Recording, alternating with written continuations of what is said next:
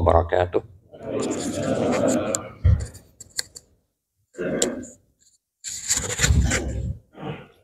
Alhamdulillah. Alhamdulillahilladzi arsala rasulahu bil huda wa dinil haq liyudhhirahu 'ala ad-dini kullih walau karihal kafirun. Asyhadu an la ilaha illallah wahdahu la syarika lah wa asyhadu anna sayyidana Muhammadan 'abduhu wa rasuluhu la nabiyya ba'dah. Allahumma shalli wa sallim wa barik wa karrim ala sayyidina wa habibina wa maulana Muhammad wa ala alihi wa ashabihi ajma'in, amma ba'd. Qala Allah subhanahu wa ta'ala fi kitabihil azim wa huwa asdaqul qailin, a'udzu billahi minasy syaithanir rajim, bismillahirrahmanirrahim. Yarfa'illahu alladhina amanu minkum walladhina utul ilma darajat. Wa qala an-nabiy sallallahu alaihi wasallam fil hadits syarif, talabul ilmi fariidatun ala kulli muslimin wa muslimat. Shadaqallahul azim wa sadaqa rasuluhun nabiyul karim wa nahnu ala dzalika minasy syahidin wasyakirin walhamdulillahi rabbil alamin. Alhamdulillah, segala puji bagi Allah Subhanahu wa taala yang sampai saat ini masih memberikan kepada kita semua nikmat kehidupan. Allah Subhanahu wa taala masih berkenan memberikan kepada kita kesehatan. Allah Subhanahu wa taala berikan kita taufik, yakni kekuatan untuk taat kepada Allah Subhanahu wa taala, sehingga alhamdulillah kita bisa berhadir di rumah Allah yang sangat mulia ini dengan tujuan untuk sholat subuh berjamaah dan mengikuti kajian rutin setiap hari Minggu. Rahmat kesejahteraan semoga selalu terlimpahkan kepada Nabi Muhammad SAW, kepada keluarga beliau, kepada para sahabat-sahabat beliau sekalian yang telah membantu Rasulullah berjuang bersama untuk menegakkan dan menyebarkan agama Islam. Yang kami hormati dan kami muliakan pengurus Masjid Rawdatul Jannah, dan yang kami hormati dan kami muliakan para jamaah sekalian, jamaah sholat subuh dan majelis ilmu. Kita berdoa kepada Allah Subhanahu wa taala, semoga Allah senantiasa melindungi kita semua. Semoga Allah Subhanahu wa taala memberikan istiqomah untuk kita semua menghadiri majelis ilmunya Allah Subhanahu wa taala. Karena suatu ketika Rasulullah sallallahu alaihi wasallam pernah berpesan kepada para sahabat, "Idza marartum bi riyadil jannah farta'u."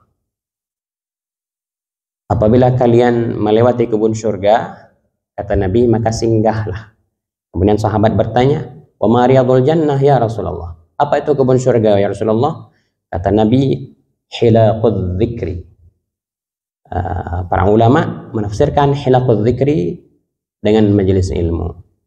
Majelis yang di dalamnya membahas tentang perkara-perkara haram, perkara halal, kemudian perkara fardu, sunnah, dan lain sebagainya.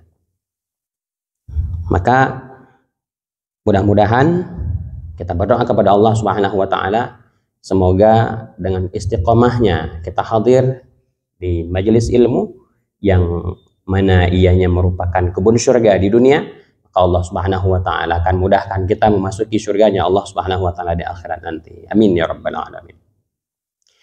Baik,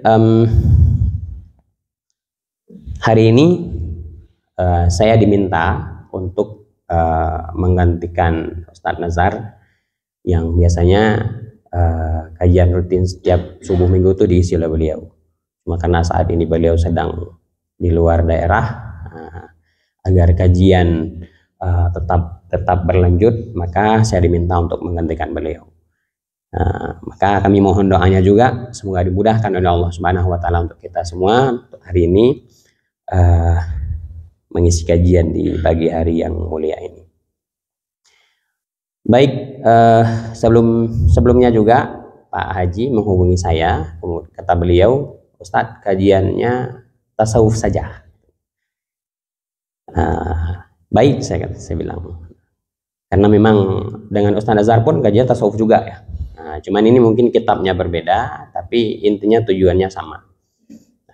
Baik, Bapak Ibu yang dimuliakan Allah Subhanahu wa taala, sebelum kita masuk dalam kajian materi yang di kitab ya, kita perlu bahas juga sedikit tentang urgensi dari kajian ilmu tasawuf itu sendiri. Mengapa penting kita mengkaji ilmu tasawuf? Karena tasawuf itu dalam bahasa yang lain namanya ilmu tazkiyatun nufus, ilmu penyucian jiwa. Artinya sasaran daripada ilmu tasawuf itu adalah hati, ilmu untuk membersihkan hati, ilmu untuk menjaga hati agar tidak diserang oleh penyakit. Nah, itu intisari ataupun tujuan daripada kita mengkaji dan mendalami ilmu tasawuf. Berangkat daripada hadis Nabi Muhammad SAW, inna fil jasadi mudghah fa idza salahat salahal jasadu kulluh wa idza fasadat fasadal jasadu kulluh ala wa hiya al-qalbu. Ketahuilah, kata Nabi, bahwa di dalam jasad manusia terdapat segumpal daging yang apabila ia baik, maka akan baiklah seluruh tubuh. Dan apabila ia buruk, maka akan buruklah seluruh tubuh. Fasadal jasadu kulluh ala wa hiya al-qalbu. Ketahuilah, kata Nabi, segumpal daging tersebut adalah hati. Dari hadis ini kita bisa mengambil satu pelajaran, bahwa hati ini adalah salah satu bagian dalam tubuh kita yang betul-betul harus kita beri asupan gizi yang baik. Ya. Asupan gizi untuk hati adalah ilmu.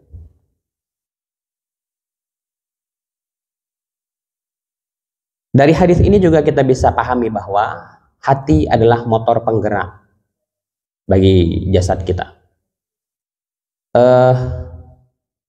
Segala aktivitas tubuh kita, baik perbuatan maupun perkataan, itu merupakan cerminan dari hati. Artinya kalau ada orang yang perkataannya buruk ataupun perbuatannya buruk, berarti itu mengindikasikan hatinya bermasalah. Nah, maka mudah-mudahan dengan mengkaji ilmu tasawuf, dengan memahami tentang bagaimana cara mengobati hati ataupun bagaimana cara menjaga hati, mudah-mudahan hati kita menjadi bersih. Ketika hati kita menjadi bersih, maka seluruh aktivitas kita, seluruh perbuatan dan perkataan kita akan jadi bersih juga. Kemudian perlu juga kita ketahui bahwa ilmu tasawuf ini merupakan salah satu ilmu yang hukum mempelajari dan menguasainya termasuk dalam fardu ain. Karena sebagaimana hadis yang kita bacakan tadi, talabul ilmi faridatun ala kulli muslimin wa musliman, yang artinya bahwa menuntut ilmu itu adalah sesuatu yang wajib. Talabul ilmi, menuntut ilmu yang tentunya ilmu yang memberi manfaat untuk dunia dan akhirat kita, itu hukumnya adalah wajib. Dan tidak ada batasan usia. Menuntut ilmu itu wajib hukumnya bagi setiap muslim, baik laki-laki dan perempuan. Nah, kemudian kita perlu tahu juga bahwa fardu itu terbagi kepada dua. Menuntut ilmu yang bermanfaat untuk dunia dan akhirat kita itu terbagi kepada dua. Ada fardu ain, ada fardu kifayah. Nah, perbedaan antara fardu ain dan fardu kifayah adalah kalau fardu ain itu wajib bagi setiap muslim. Nah, wajibnya tidak boleh diwakili. Sama seperti sholat 5 waktu misalnya, itu nggak bisa diwakili. Nah, sementara fardu kifayah itu kewajiban juga, tapi atas dasar kifayah. Artinya apa? Boleh diwakili, seperti sholat jenazah, seperti mengurus jenazah, itu fardu kifayah. Kewajiban dasarnya kepada seluruh muslim juga, tapi ketika sudah ada beberapa orang yang melaksanakan, maka yang lainnya terlepas dari tuntutan. Ilmu juga seperti itu. Ilmu itu ada fardu ain, ada fardu kifayah juga. Maka ilmu tasawuf ini merupakan salah satu disiplin ilmu yang hukum mempelajarinya adalah fardu ain. Selain ilmu tasawuf, yang menjadi ilmu yang hukum belajarnya adalah fardu ain adalah ilmu tauhid. Kemudian ilmu fikih. Nah, jadi 3 disiplin ilmu ini merupakan ilmu fardu ain. Artinya setiap individu muslim wajib belajar tauhid, untuk mengenal Allah, wajib belajar fikih agar sah ibadahnya kepada Allah, dan wajib belajar tasawuf agar pahala daripada ibadah yang kita lakukan itu terjaga. Mana dalil bahwa ketiga ilmu ini merupakan ilmu fardu ain? Ada salah satu hadis yang diriwayatkan oleh Sayyidina Umar radhiyallahu an, mungkin juga sudah pernah dibahas oleh Ustadz Abdul Aziz, ya, karena beliau kajiannya Syarah Arba'in An-Nawawiyah. Maka dalam kitab itu dijelaskan ada satu hadis riwayat daripada Sayyidina Umar, suatu ketika malaikat Jibril datang ke majelis Rasulullah SAW menyerupai dirinya bagaikan seorang pemuda yang rambutnya hitam, berpakaian putih, tapi para sahabat tidak ada yang kenal. Tidak ada tanda-tanda pada pemuda ini bahwa ia adalah seorang musafir.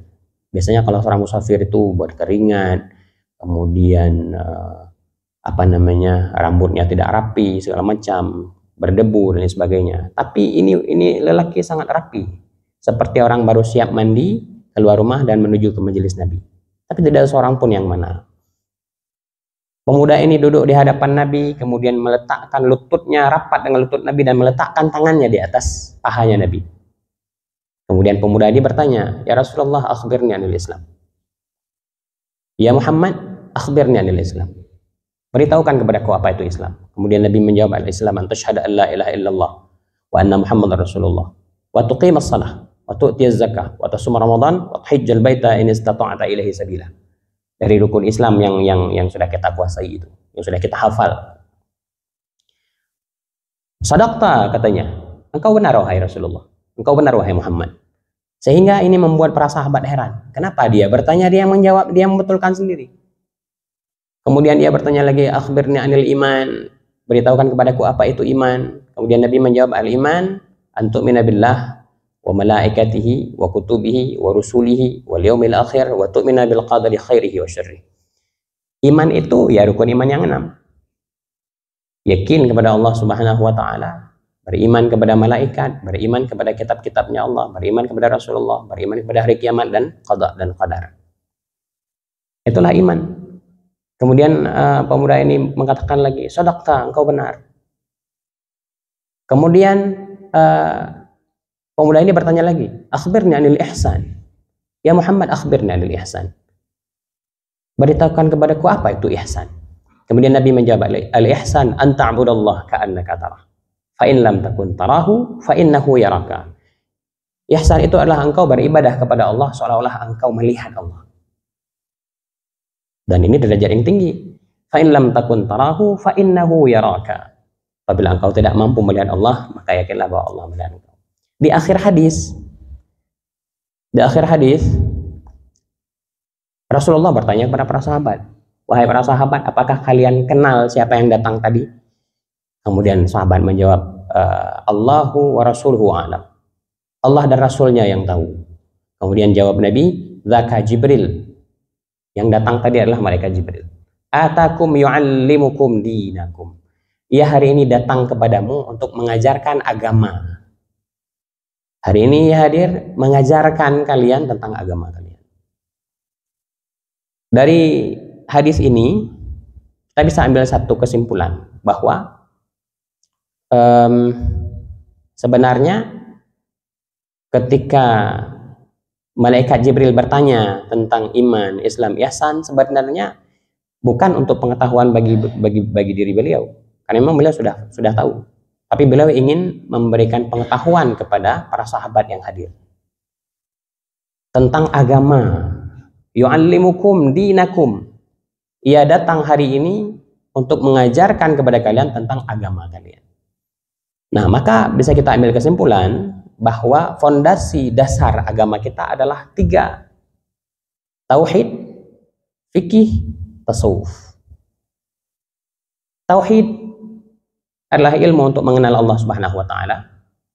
Fikih adalah ilmu untuk bagaimana tata cara beribadah yang benar. bagaimana bersuci yang benar, bagaimana sholat yang benar, apa yang membatalkan sholat dan lain sebagainya. Intinya untuk ilmu yang tujuannya agar ibadah yang kita lakukan itu sah sesuai dengan syariat. Dan tasawuf adalah ilmu untuk menjaga hati agar ibadah yang kita kerjakan tadi tidak terhapus pahalanya oleh penyakit hati.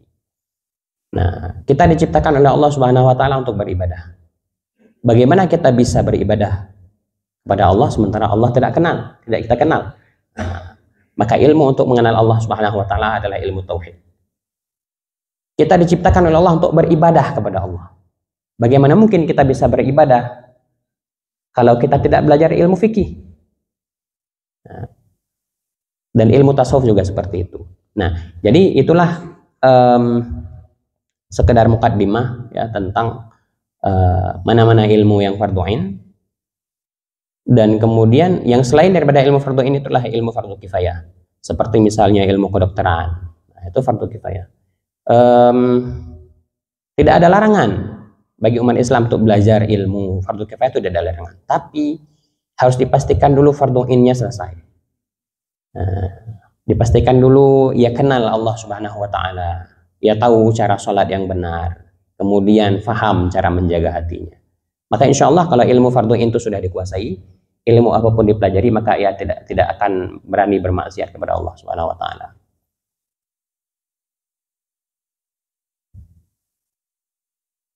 Baik, itu sedikit pengantar. Kitab yang akan kita kaji di pagi hari yang berbahagia ini adalah namanya kitab Hidayatus Salikin, karya daripada Syekh Abdul Somad Al-Falimbani. Beliau seorang ulama Nusantara yang hidup di abad ke-17. Sebelum kita mulai, sama-sama kita bacakan surah Al-Fatihah, kemudian kita hadiahkan pahalanya kepada beliau. Semua dengan keberkahan beliau, dengan karamahnya Syekh Abdul Somad Al-Falimbani, Allah Subhanahu wa taala mudahkan kita dalam belajar ilmu. Allah Subhanahu wa taala berikan istiqamah kepada kita semua. Amin ya rabbal alamin. Ila hadratin Nabi Muhammad sallallahu alaihi wasallam wa kafatil anbiya wal mursalin wa alihi wa sahbihi. Thumma ila arwahi awliya'illahi wa syarqil ardi wa gharibiha barriha wa bahriha. Wa thumma ila arwahi walidina wa ajdadina wa masyayikh. Faslun fi fadilatil ilmi an-nafi'. Ini satu fasal pada menyatakan fadilah ilmu yang memberi manfaat. Secara umum memang setiap kitab-kitab tasawuf, hal pertama yang dibahas adalah tentang fadilah ilmu, tentang kelebihan-kelebihan daripada ilmu, kemudian kelebihan bagi orang yang mau belajar ilmu. Tujuannya apa? Memotivasi kita semua agar kita rajin dalam belajar, agar kita istiqamah dalam menuntut ilmu. Karena biasanya seseorang itu akan dengan senang hati melakukan sesuatu apabila ia tahu manfaatnya. Nah, maka dengan mengetahui fadilah daripada ilmu, maka mudah-mudahan kita bisa termotivasi, semakin semangat dalam belajar. Fadilah ilmu, apa yang tersebut dalam Al-Quran? Bismillahirrahmanirrahim. Yarfa'illahu alladhina amanu minkum walladhina utul ilma darajat. Yang artinya Allah akan mengangkat derajat orang-orang yang beriman dan orang-orang yang diberikan ilmu beberapa derajat. Ini diantara fadilah ilmu. Allah Subhanahu wa taala akan memuliakan orang yang beriman dan juga orang yang berilmu dibandingkan dengan orang yang beriman tapi tidak berilmu. Kemudian kata Sayyidina Abdullah bin Abbas radhiyallahu anhuma, lil ulama darajatun fawqa darajatil mu'minin bi 700 darajatin ma baina ad-darajataini masirata 500 am. Yang artinya bagi para ulama itu ada beberapa derajat di atas derajat orang mukmin, tentunya mukmin yang bukan ulama. Nah, lil ulama darajatun fawqa darajatil mu'minin, artinya orang beriman yang secara umum ya, yang tidak termasuk ke dalam orang-orang yang berilmu gitu ya. Itu derajatnya 700 derajat. Nah, perbedaan antara mukmin yang alim, yang dia ulama, dengan mukmin yang bukan alim, itu perbedaan derajatnya adalah 700 derajat. 700 tingkat perbedaannya. Sementara ma bainad darajataini masirata 500 am. Jarak di antara dua derajat itu perjalanan 500 tahun. Ini kalau kita bandingkan derajat antara orang beriman, orang berilmu dengan orang beriman yang tidak berilmu. Artinya apa? Jauh sekali kemuliaan yang dimiliki oleh orang yang berilmu. Kemudian dalam firman Allah Subhanahu wa taala disebutkan, "Innama yakhsyallaha min ibadihi al-ulama." Innama yakhsyallaha min ibadihi al-ulama. Sesungguhnya yang takut kepada Allah daripada segala hambanya Allah itulah ulama.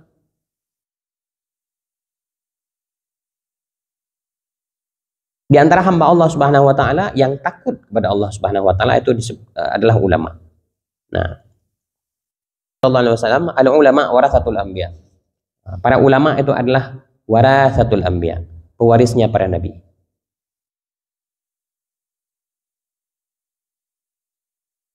Nah, jadi kalau kita jadi ahli waris raja saya sudah menjadi sebuah kebanggaan, apalagi ini warisnya para nabi. Orang-orang alim itu adalah warathatul anbiya, ahli warisnya para nabi. Nah, apa yang diwariskan bukan harta tapi ilmu.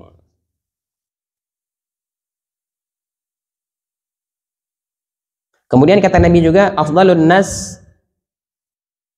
al-mu'minul alim alladzina in uhtija ilaihi nafa'a wa in istaghna anhu aghna nafsa. Kata Nabi, seafdal-afdal manusia adalah al-mu'minul alim, seorang beriman yang kemudian dia punya derajat al-alim. Siapa mereka? Alladzina in uhtija ilaihi nafa'a, apabila orang butuh kepadanya maka ia memberi manfaat. Wa in istaghna anhu aghna nafsah, tapi apabila orang tidak butuh kepadanya, paling minimal dia aghna nafsah, dia untuk diri sendirinya cukup, dia amalannya ataupun ilmunya itu cukup untuk ibadahnya kepada Allah Subhanahu wa taala. Nah, di samping juga ada hadis Nabi, khairun nas anfa'uhum linnas. Sebaik-baik manusia adalah yang memberi manfaat untuk orang lain. Nah, di antara orang yang bisa memberi manfaat untuk orang lain adalah al-alim, orang yang punya ilmu, yang dia memberi manfaat kepada orang lain dengan ilmunya. Itu afdalun nas kata Nabi, seafdal-afdal manusia. Orang yang paling baik adalah seorang mukmin yang alim, yang kalau orang butuh kepadanya maka ia memberi manfaat untuk orang lain. Kalau orang lain tidak butuh kepadanya, ia cukup untuk dirinya sendiri, untuk ibadahnya, untuk pengenalannya kepada Allah Subhanahu wa taala, dan untuk beribadahnya dia cukup untuk dirinya sendiri. Maksudnya tidak butuh kepada orang lain untuk mengesahkan ibadahnya, untuk mengenal Allah dan lain sebagainya. Sallallahu alaihi wasallam, aqrabun nas min darajatin nubuwah ahlul ilmi. Sedekat-dekat manusia daripada derajat kenabian itulah ahlul ilmi. Sedekat-dekat manusia daripada derajat kenabian itu adalah ahli ilmu. Artinya orang yang diberikan ilmu Allah Subhanahu wa taala, maka derajatnya itu mendekati derajat para nabi.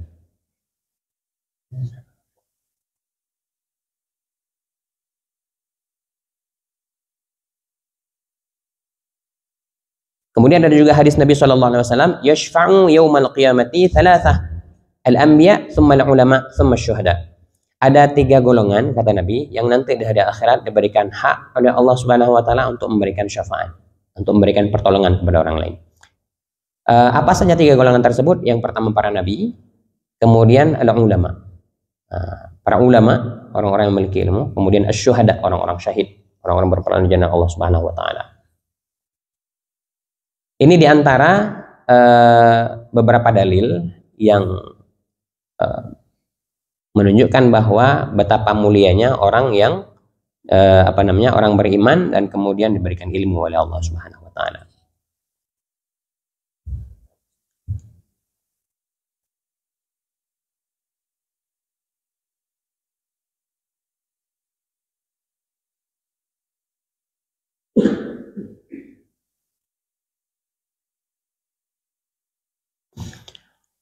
Kemudian ada satu hadis Nabi Shallallahu Alaihi Wasallam, Innal malaikata la tada'u ajnihataha li talibil ilmi ridhaan bima yasna.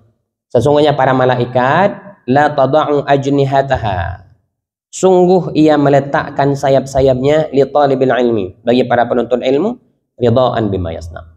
Karena para malaikat itu ridha dengan apa yang dilakukan. Nah, Jadi di antara fadilah belajar ilmu juga para malaikat akan mengepakkan sayap-sayapnya untuk kita semua, untuk para penuntut ilmu. Kenapa? Karena para malaikat itu ridho. Malaikat senang terhadap orang yang belajar ilmu.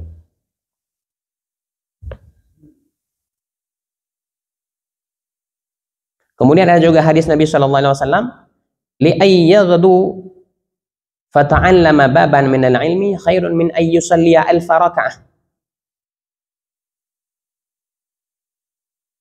Artinya sesungguhnya bahwa berpagi-pagi mereka itu, maka belajar ia akan satu bab daripada ilmu, niscaya terlebih baik daripada bahwa ia sembahyang sunnah 1000 rakaat. Nah, duduk di majelis ilmu di pagi hari, fata'allama baban minal ilmi, belajar satu bab daripada ilmu, itu lebih baik daripada sembahyang sunnah 1000 rakaat. Sembahyang sunnah 1000 rakaat itu, kalau kita lakukan tuh sehari bisa jadi dari pagi sampai sore. Tapi belajar satu bab ilmu saja, itu fadilahnya lebih baik daripada sholat sunnah 1000 rakaat.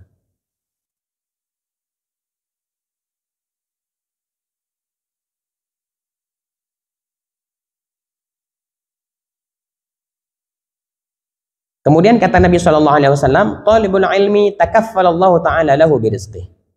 Artinya pelajar ataupun penuntut ilmu itu takaffalallahu taala lahu birizqih. Allah akan menanggung rezekinya. Nah, maka tidak perlu ragu, tidak perlu takut ya bahwa tidak perlu takut kekurangan rezeki.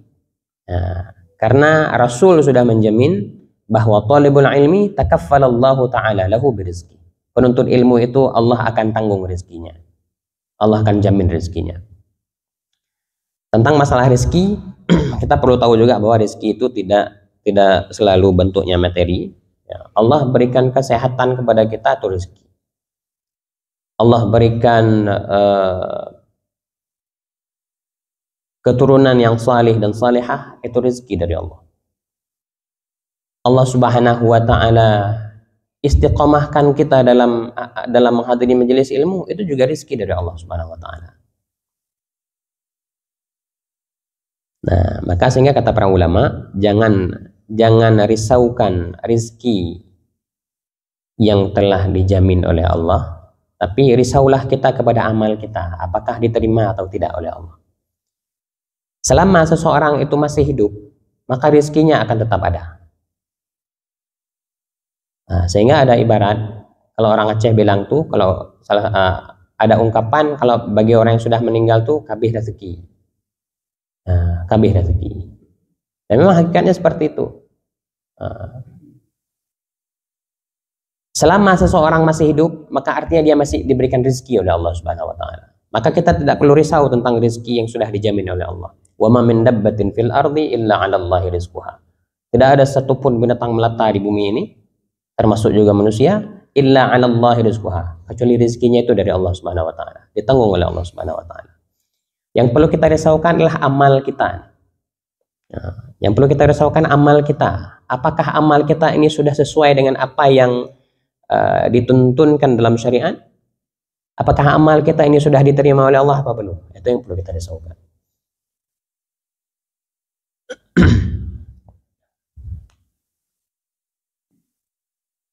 Tentang rizki, rizki itu terbagi dua. Ada rizki yang dijatah oleh Allah Subhanahu wa taala kepada kita, ada rizki yang diusahakan. Nah, untuk rizki yang dijatah oleh Allah Subhanahu wa taala kepada kita ini, walaupun kita tidak tahu di mana dia, tapi dia tahu di mana kita. Nah, sehingga ada seorang ulama sufi yang ingin membuktikan, tentang ayat tadi, ya. Wa ma min dabbatin fil ardi illa 'ala Allahi rizquha. Ada seorang ulama sufi yang ingin membuktikan tentang statement atau pernyataan bahwa rezeki yang dijatah untuk kita itu, walaupun kita tidak tahu, walaupun kita tidak mencarinya, maka dia akan mencari kita. Ada seorang ulama sufi yang kemudian pergi dari rumahnya, jauh dari pemukiman warga, masuk ke dalam sebuah gua. Bukan di mulut gua, tapi masuk ke dalam gua yang paling dalam kegelapan gua. Kemudian tiba-tiba ada musafir yang lewat, ya, pedagang lewat, singgah juga di gua tersebut. Para musafir ini juga masuk ke dalam gua, sampai ke ujung gua yang paling dalam, didapati ada seorang yang sedang berdiri di situ. Ditanya nggak dijawab, diajak bicara pun nggak mau jawab juga. Mereka berpikir mungkin karena orang ini lapar, maka tidak bisa bicara. Akhirnya apa? Disuapin makanan. Nah, sehingga setelah disuapin makanan itu, maka tertawalah orang sufi ini, ulama sufi ini. Betul berarti. Rizki yang memang sudah dijatah untuk kita itu, walaupun nggak kita cari, ia akan datang sendiri. Artinya apa? Karena memang itu sudah dijatahin oleh Allah Subhanahu Wa Taala untuk dia. Walaupun dia hanya berdiri saja, tapi ada orang yang nyuapin. Akhirnya rezeki itu masuk dalam mulutnya.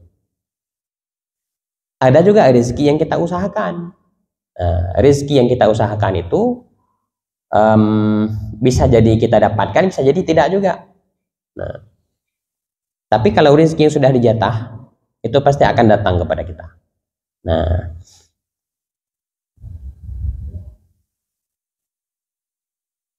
Nah, cuman seperti tadi kita sampaikan, bahwa jangan kita menganggap bahwa rezeki itu hanya materi saja, rezeki itu hanya harta kekayaan saja. Nah, kesehatan, rezeki dari Allah Subhanahu Wa Taala. Bisa menikmati semua makanan, itu rezeki dari Allah Subhanahu Wa Taala juga. Ada orang banyak uang tapi daging kambing nggak bisa makan lagi.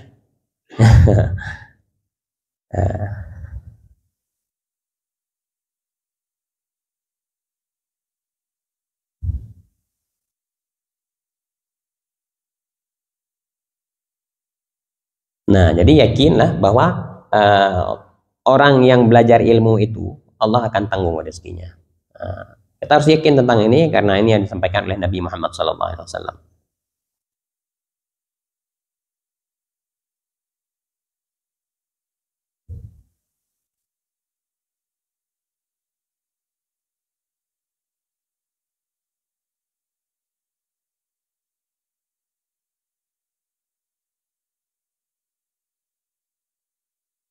Syahadan kata Syekh Ibnu Athaillah rahimahullahu taala di dalam kitab At-Tanwir fi Isqat at-Tadbir, ya'lam anna al-ilma haitsu ma takarrara fil kitabil aziz aw fi sunnah innama al-muradu bihi al-ilmu an-nafi' alladhi tuqarinuhu al-khashyatu wa taktanifuhu al-mahafah.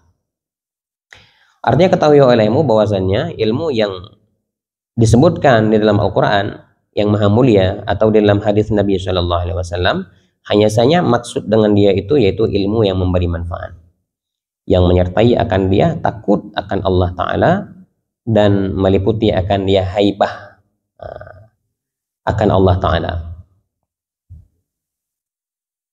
Dalam sebuah hadis juga disebutkan, man zada ilman walam yazdad hudan lam yazdad illa bu'dan. Man zada ilman, seseorang yang ilmunya bertambah tapi tidak bertambah petunjuknya, tidak takut dia kepada Allah Subhanahu Wa Taala, maka sebenarnya yang hanya bertambah kepadanya adalah jauh dari Allah Subhanahu Wa Taala. Man zada ilman wa lam yazdad hudan lam yazdad illa bu'dan. Hakikat daripada orang yang bertambah ilmu tapi tidak bertambah ketakutannya kepada Allah, orang yang ilmunya nambah tapi tidak bertambah ketakwaannya kepada Allah, maka sesungguhnya pada hakikatnya yang bertambah adalah jauh dari Allah, bukan bertambah ilmu sebenarnya.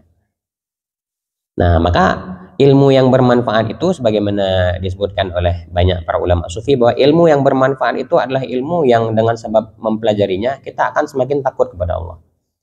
Ilmu yang kita pelajari menyebabkan kita semakin dekat kepada Allah Subhanahu Wa Taala. Ilmu yang kita pelajari yang menyebabkan kita takut untuk bermaksiat kepada Allah. Jadi itu ilmu-ilmu yang bermanfaat.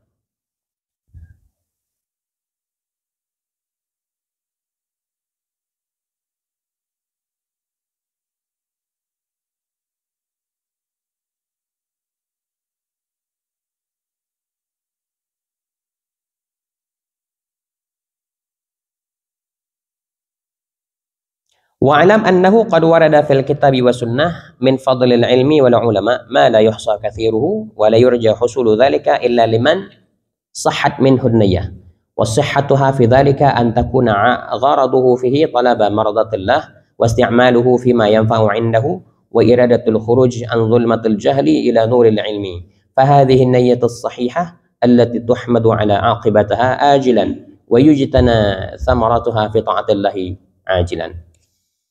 Artinya ketahui olehmu bahwasannya telah datang dalam Al-Quran dan hadis Nabi Sallallahu Alaihi Wasallam daripada kelebihan ilmu dan ulama.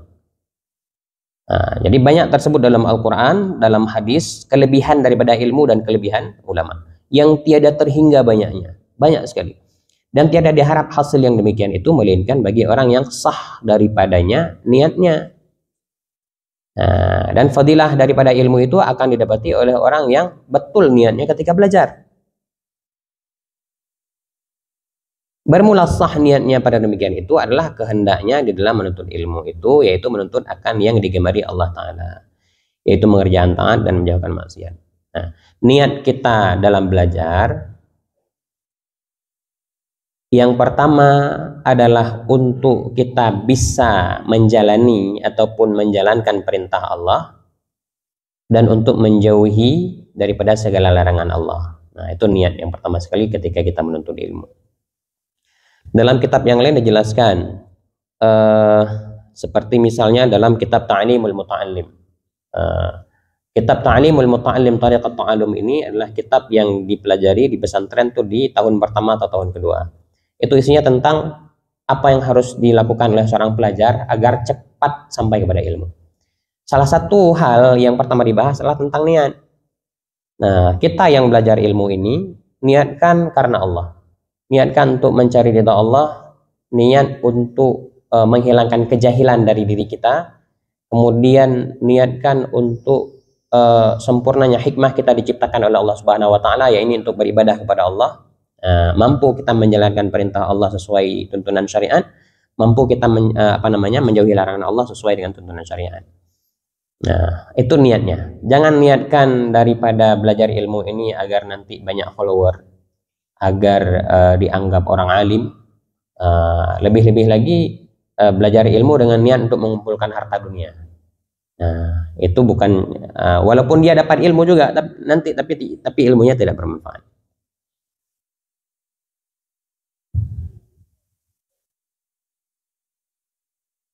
Nah, jadi niat-niat awal kita belajar adalah untuk mencari ridha Allah, kemudian agar sempurna ibadah kita kepada Allah, kemudian iradatul khuruj an zulmatil jahli, menghilangkan kejahilan dari diri kita menuju kepada cahaya ilmu. Fahadhihi niyatus sahihah, ini merupakan niat yang baik, allati tuhmadu ala aqibataha ajilan wa yujtana thamaratuha fi ta'atillahi ajilan.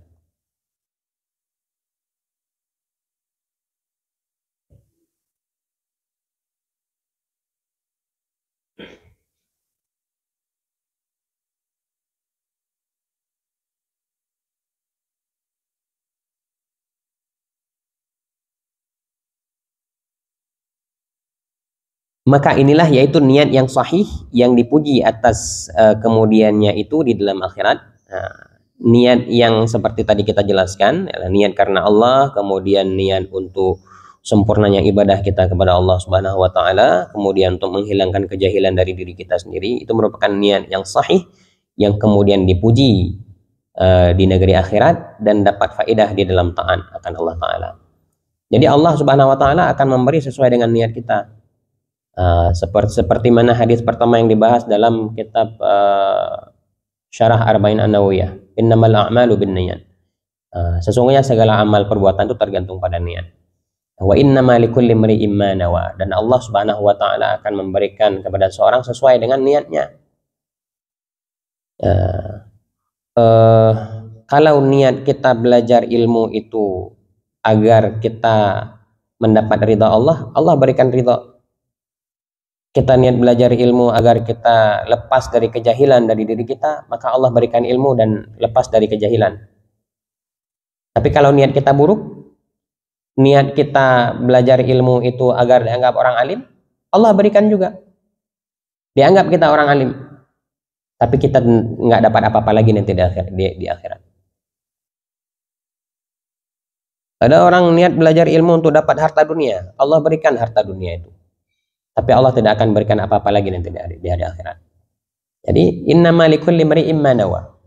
Bagi setiap orang itu akan mendapatkan apa yang dia niatkan.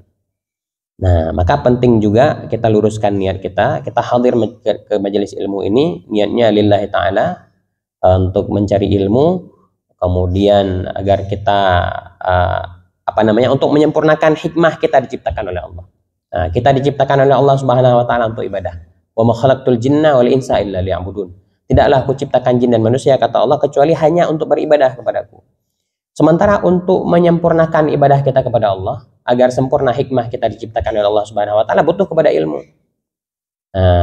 Maka niat kita hadir majelis ilmu adalah agar sempurna, untuk menyempurnakan hikmah kita diciptakan oleh Allah. Agar kita kenal Allah Subhanahu wa taala, agar kita bisa beribadah sesuai dengan tuntunan dalam agama, dan agar kita bisa menjaga hati kita dari segala penyakit hati. Biasanya sampai jam berapa nih? Jam 7. Itu sekilas mungkin pemaparan singkat ya. Mungkin ada yang ingin ditanyakan?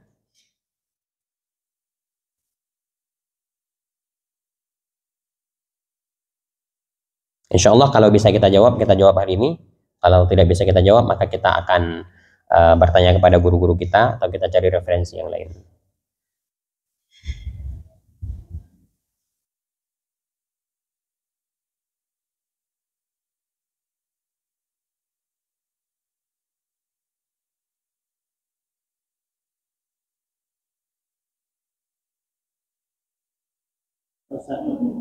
Ya. Assalamualaikum warahmatullahi wabarakatuh. Waalaikumsalam warahmatullahi wabarakatuh. Menyangkut rencana dan kedatangan ke majelis ilmu di setiap pertemuan atau pengajian. Tentunya tadi totalitasnya seseorang itu mesti berniat minimal untuk merubah kondisi pribadinya. Lalu saya tadi tidak berniat, maka dapat fadilah ilmu. Terima kasih. Wassalamualaikum warahmatullahi wabarakatuh. Waalaikumsalam warahmatullahi wabarakatuh. Maksud tidak berniat gini, apakah memang blank, tidak ada apa-apa? Karena biasanya gini dia. Sebenarnya hakikat niat, qasdu syai' muqtarinan bi definisi daripada niat. Qasdu syai' muqtarinan bi fi'li. Qasad ataupun keinginan untuk melakukan sesuatu disertai dengan melakukannya, gitu.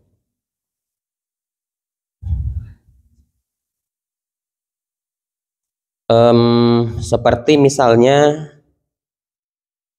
niat dalam sholat. Nah, itu hakikat niat adalah qasdu syai' muqtarinan bi fi'li. Keinginan untuk melakukan menyengaja melakukan sesuatu dan disertai dengan pelaksanaannya. Nah, sehingga niat dalam sholat kan ketika takbiratul ihram. Nah, kita mengqasad untuk sholat memang, karena dalam sholat itu kan harus ada 3 dia dalam niat sholat: qasad, ta'arad, dan ta'yin. Qasad itu artinya kita menyengaja, artinya bukan kita asal berdiri, tapi memang ada keinginan dari kita menyengaja melakukannya. Kemudian ta'arad itu artinya kita sebutkan fardu, kita sebutkan sholat kita itu sholat fardu apa sholat sunnah, kemudian kita ta'yinkan kalau fardu apa, kalau sunnah apa. Nah, artinya kalau orang sholat itu hanya berdiri saja untuk sholat tanpa ada niat, maka tidak sah sholatnya.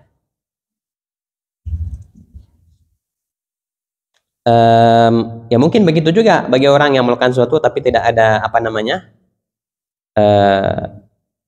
tidak ada niat khusus dalam hatinya. Cuman hadirnya kita di majelis ilmu tetap bermanfaat. Hadirnya kita, duduknya kita di majelis ilmu itu tetap bermanfaat, insyaallah.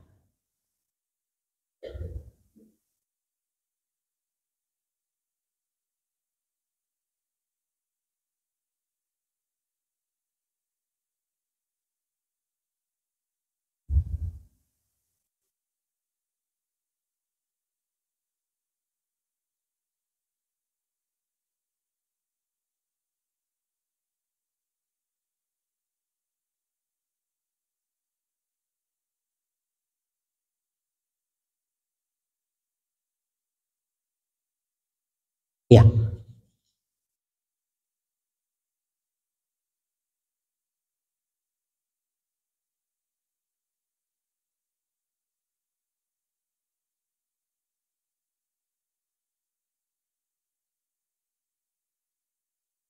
Hmm.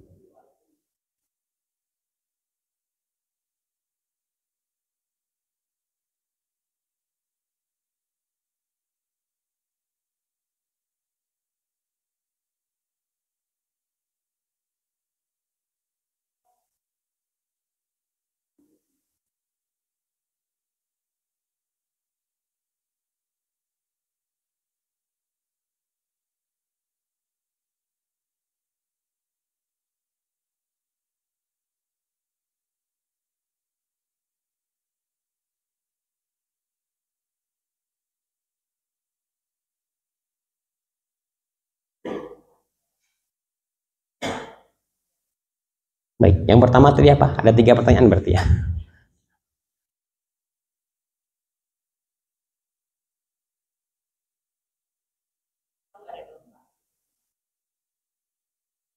Iya.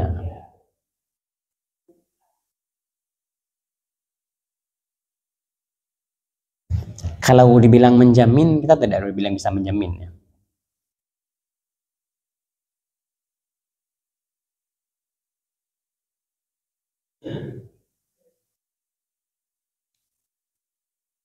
Kalau menjamin, kita tidak berani bilang bisa menjamin.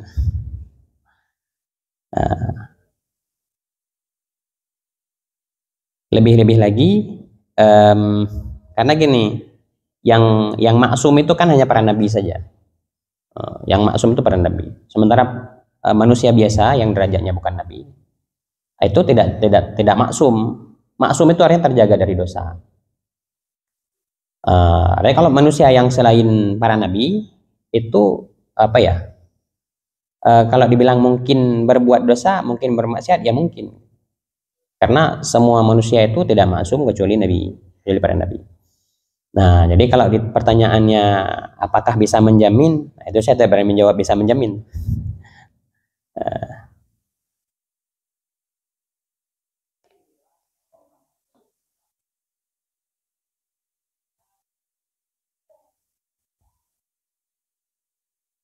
Di antara orang yang diberikan hak oleh Allah Subhanahu wa taala untuk memberikan syafaat nanti di hari kiamat adalah 3 golongan. Para nabi, kemudian para ulama, kemudian para syuhada.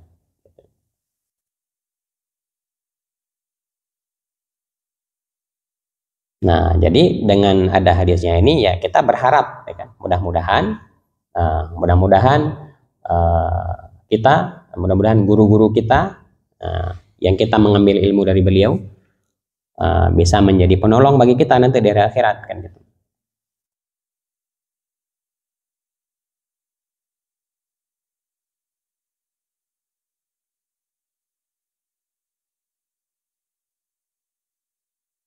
Apakah dijamin masuk surga gitu ya.